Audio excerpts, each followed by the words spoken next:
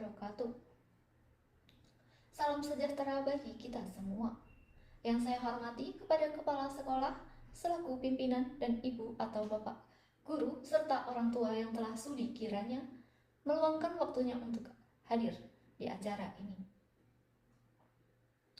Ada ungkapan yang mengatakan, kita mungkin tidak bisa menyiapkan masa depan untuk anak-anak kita, tetapi kita bisa menyiapkan anak-anak kita untuk masa depan. Pertanyaannya, apakah kita sudah membekali mereka dengan kompas moral yang kokoh?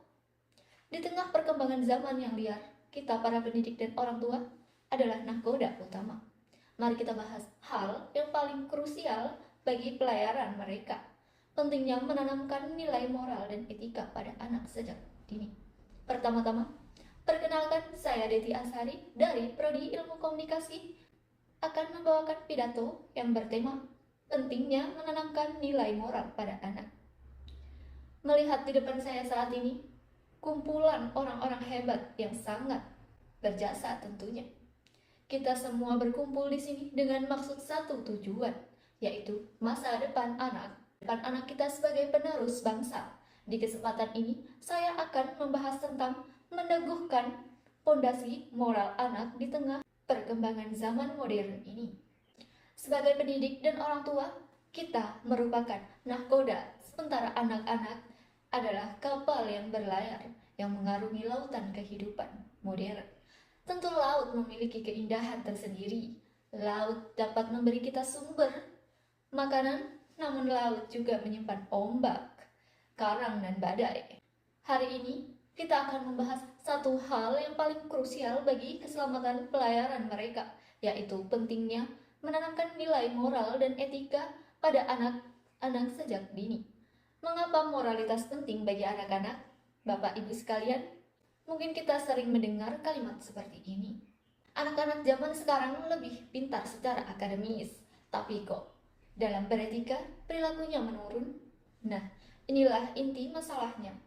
Jadikan karakter dan moral sangat penting sekali bagi anak-anak. Contohnya, agar anak lebih mengerti etika, mereka harus tahu kapan harus meninggikan nada berbicara dan kepada siapa dia tidak boleh meninggikan nada tinggi. Dan bagaimana caranya berterima kasih? Bagaimana sih caranya menolak secara sopan? Bagaimana sih caranya bersikap di depan publik? Misalnya, minta uang saku sekolah pakai nada tinggi, "Bu," dengan kalimat teriak, padahal orang tuanya sedang berbicara dengan orang lain misalnya. Lalu di sekolah ada pelajaran yang tidak paham, lalu dia meresponnya dengan memukul-mukul meja dan memanggil gurunya dengan suara nada yang tinggi. Nah, hal-hal kecil seperti ini juga perlu diperhatikan agar anak berperilaku sesuai usianya. Contohnya, mungkin Bapak Ibu sekalian juga banyak ya yang melihat hal seperti ini, apalagi di sosial media. Pak, astagfirullahaladzim. Anak-anak kecil udah pada pacaran. Anak-anak kecil perempuan yang seharusnya masih tumbuh dengan kepolosan, sekarang dandanannya udah kayak anak-anak umur 20-an. Anak-anak SD udah kayak anak-anak SMP. Anak SMP udah kayak anak SMA. Anak SMA udah kayak orang mau pergi ke kantor. Ya, anak-anak harus tumbuh dengan kepolosan dan tanggung jawab yang seimbang, bukan malah terburu-buru mengikuti gaya hidup yang bukan porsinya. Ancaman nyata yang mengintai kita tidak bisa menutup mata. Fakta lingkungan di luar rumah dan sekolah semakin menantang.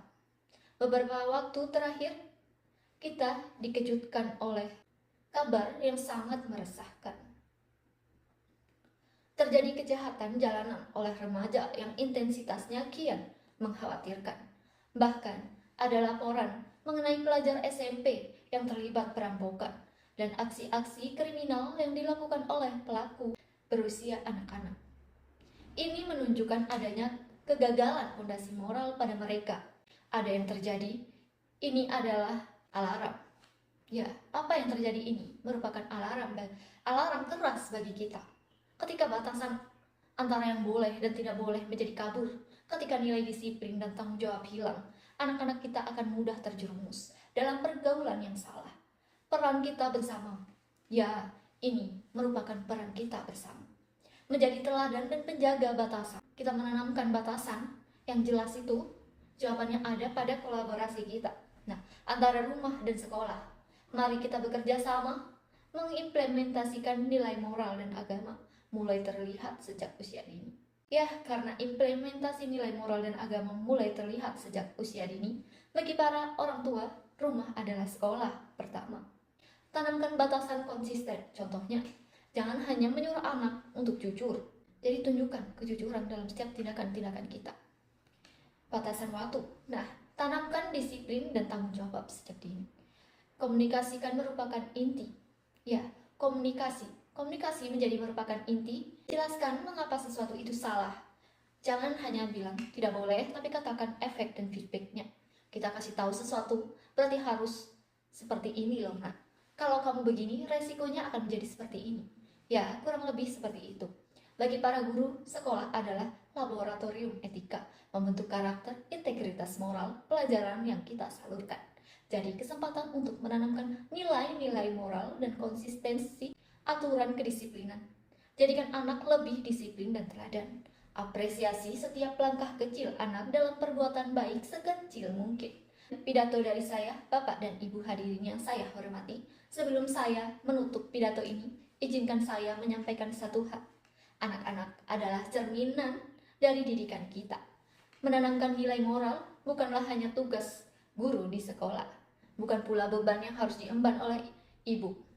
Ini adalah tanggung jawab kolektif kita sebagai orang tua, pendidik, dan masyarakat. Marilah kita bersama-sama menjadi teladan yang hidup bagi generasi penerus. Mari kita pastikan bahwa benih-benih kejujuran, empati, dan tanggung jawab yang kita tanam hari ini akan tumbuh menjadi pohon yang karakter yang kokoh di masa depan. Kita tidak hanya mewariskan harta, tetapi kita mewariskan jiwa yang berbudi luhur. Akhir kata, saya ucapkan terima kasih atas perhatian Bapak dan Ibu sekalian. Mari kita pulang membawa komitmen baru untuk mendidik dengan hati dan moral. Saya akhiri. Wassalamualaikum warahmatullahi wabarakatuh.